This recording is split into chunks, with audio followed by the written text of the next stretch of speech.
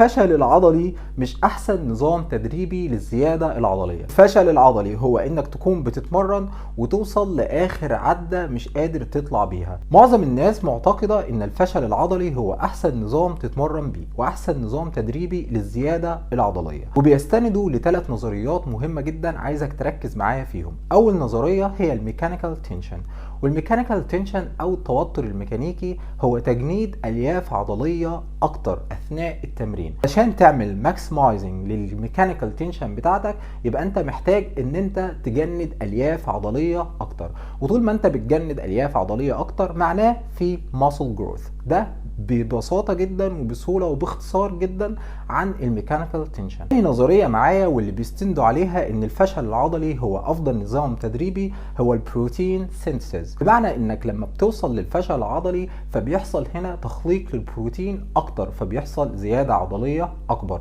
اخر نظريه معايا هو فوليوم اند ماسل جروث، يعني ان هنا بيحصل شده كبيره جدا في التمرين، وطول ما في شده كبيره جدا في التمرين فبيحصل هنا muscle growth او الزياده العضليه. كده عرفت ان الميكانيكال تنشن هو احسن نظام تدريبي تقدر تتمرن بيه للزياده العضليه. استنى، رايح فين؟ ما خلصتش الفيديو. تعالى خليني اقول لك بقى حاجه مهمه جدا، ان الفشل العضلي مش احسن نظام تدريبي للزياده العضليه، والاثباتات هتكون بالابحاث العلميه والدراسات، ومش بقول كلام من عندي. بس خلينا نمشي واحده واحده عشان نفهم ليه هو مش احسن نظام للزياده العضليه. نرجع للنظريات القديمه اللي احنا اتكلمنا فيها من شويه وناخد نظرية انك لما بتتمرن للفشل العضلي في كل مجموعة بتتمرنها في التمرين بتاعك، فانت بتحط العضلة بتاعتك تحت الدامج، يعني ضرر كبير جدا انت مش هتقدر تعمل منه استشفاء على مدار الاسبوع لحد ما تيجي تتمرن تاني. فهنا بيحصل لنا حاجة اسمها اوفر تريننج، يعني انك بتتمرن زيادة عن اللازم. وطبعا كلنا عارفين الاوفر تريننج بيعمل ايه بعد كده، يعني اصابات وقصة كبيرة. غير ان العضلة لو ما بيحصلهاش ريكفري 100% قبل ما تعيد الدورة بتاعتها تاني فبيحصل هنا العكس، يعني مش بيحصل زيادة عضلية. سيبك بقى ان الفشل العضلي اصلا مش ممتع قوي، وفي نفس الوقت لو بتتمرن تمارين كومباوند فممكن يؤدي لاصابة، زي لما بتوصل للفشل العضلي في تمرين البنش بريس، او بتوصل للفشل العضلي في الديد ليفت او التمارين المركبة، فبتفقد الاداء الصحيح في التمرين فممكن يحصل اصابة. هي معايا هي موتور يونت ريكويرمنت، اللي هي توظيف الوحدات الحركية، واللي بتتطلب منك انك توصل للفشل العضلي. فخليني اقول لك كده ان انت مثلا لو بتتمرن بنش بريس وبعدين دخلت تتمرن اول مجموعه ووصلت ل 12 عده للفشل العضلي باعلى وزن تقدر تتمرن بيه، هتيجي في المجموعه اللي بعدها هتقل غصب عنك في العدد وهتوصل برضو للفشل العضلي، ممكن تجيب 8 عدات. وهتيجي في المجموعة الثالثة عشان توصل للفشل العضلي هتجيب 6 عدات. فكده انت بتقلل الفوليوم بتاع التمرين بتاعك على مدار المجموعات بتاعتك. ده غير انك مش هتبقى قادر انك تتمرن التمرين بتاعك كامل بنفس الكثافة والكفاءة اللي بتتمرن بيها في اول التمرين، وده كان اول عيب من عيوب الفشل العضلي. القانون الثاني اللي بيستندوا اليه هو بروتين سينثيز، يعني تخليق البروتين.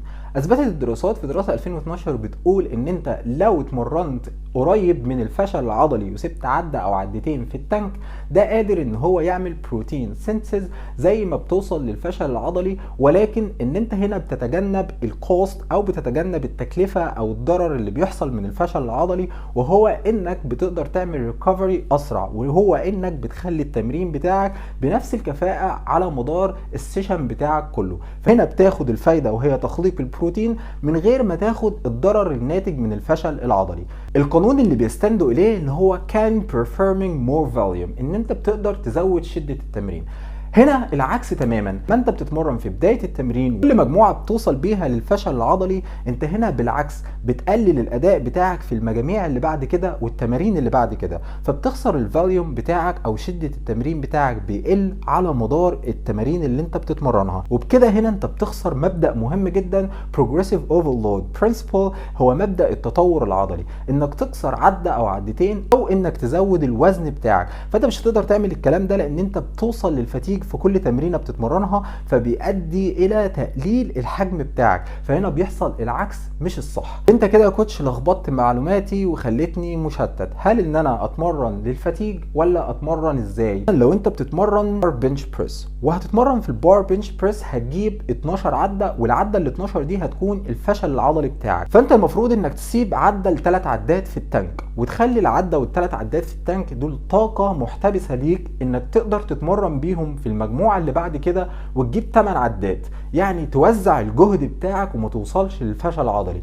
ووصولك لقبل الفشل العضلي من عده ل3 عدات الدراسات بتاكد ان هو زي التاثير بتاعه انك توصل للفشل العضلي من غير ما توصل للضرر اللي بيسببه الفشل العضلي اللي قلت لك عليه في بدايه الفيديو. تقول الدراسه سنه 2019 performance repetition to failure less important than volume for muscle growth, hypertrophy and strength. قارنت بين تمارين الفشل العضلي والتمارين اللي عدى او 3 عدات قبل التانك على تمرين الليج اكستنشن، وكان في مجموعه بتتمرن للفشل العضلي ومجموعه تانية بتتمرن قبل الفشل العضلي بعده لعدتين ل3 عدات قبل ما يوصلوا للفشل العضلي. ونتائج الدراسه الرجل اللي احنا اتمرناها من غير ما توصل للفشل العضلي قبل الفشل العضلي بعده او عدتين حصل لها better growth، يعني زياده عضليه اعلى وقوه اعلى وكمان endurance اعلى، كان الريكفري بتاعها كان افضل من المجموعه او من التمارين اللي احنا كنا بنتمرنها ليج اكستنشن للفشل العضلي. ان انا لما بقول لك ما توصلش للفشل العضلي انك تخلي التمرين بتاعك ضعيف، يعني لما مثلا انت بتتمرن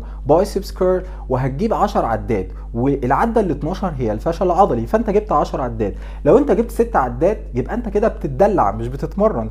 معناه انك لازم تكون عارف الفشل العضلي بتاعك فين، بعدة او عدتين تبدأ توقف هنا. اسألني سؤال مهم جدا، ازاي اتوقع الفشل العضلي بتاعي؟ دراسة اتعملت على 3 اشخاص مبتدئين ومتقدمين واشخاص عندهم خبرة، ولاحظت الدراسة ان المبتدئين توقعاتهم للفشل العضلي مش بيكون معروف اكتر من الشخص اللي عنده خبرة، ولكن هنا الدراسة بتأكد ان انت كل ما بيكون عندك خبرة كل ما توقعاتك للفشل العضلي بتكون احسن. علشان اطلع موضوع الفشل العضلي هعمل ايه؟ روح الجيم مع شخص يكون فاهم وهتخليه مساعد ليك، هتتمرن بار بنش بريس او اي تمرين حابب تعرف الفشل العضلي بتاعك فيه بيكون قد ايه. تمرن اول مجموعه وليكن وصلت للفشل العضلي 10 عدات، بعد كده تاني مجموعه 8 عدات، بعد كده تالت مجموعه 6 عدات، بس كل فيهم مجموعه بتوصل للفشل العضلي. انا بديك مثال، ممكن تجيب 7، ممكن تجيب 9. تبدا تاخد المجاميع اللي انت جبتها وتجمعها مع بعض، هيطلع لك الناتج مثلا 24 عده. تبدا تقسم ال 24 عده على 3 هيديك 8. هتبدا يبقى اول مجموعه تتمرن بيها 8 عدات، تاني مجموعه 8 عدات، تالت مجموعه 8 عدات. يبقى انت هنا بتتمرن التمرين صح من غير ما توصل للفشل العضلي، وفي نفس الوقت مش اقل كتير من الفشل العضلي، فبتاخد الافكت نفسه بتاع التمرين من غير ما يحصل الضرر الناتج من الفشل العضلي. بمعنى ان انت لو حسبت دلوقتي المجموعات اللي انت قسمتها 8 و8 و8 هيطلع 24، والمجموعات بتاعت الفشل العضلي برضه 24، يبقى انت ما خسرتش من التطور في التمرين بتاعك وقادر تعمل بروجريسيف اوفرلود ووزعت الجهد بتاعك وكمان تجنبت الاصابه وعدم الاستشفاء اللي بيحصل. تاني حاجه انك لما بتتمرن في الكومباوند سيت للفشل العضلي ده قادر ان هو يخلي الاداء الصحيح والتكنيك بتاعك يكون خاطئ فيحصل اصابه، وفي نفس الوقت برضه ممكن وانت بتتمرن التمرين ده وبتوصل للفشل العضلي انت بيحصل لك هنا ارهاق وجهد كبير جدا. الموضوع ده مقترن بالكومباوند سيت بس ولا الايزوليشن؟ الايزوليشن تقدر توصل بيه للفشل العضلي طالما انت قادر انك تعمل ريكفري كويس، غير ان الايزوليشن بيكون امن اكتر انك تقدر توصل بيه للفشل العضلي عكس الكومباوند.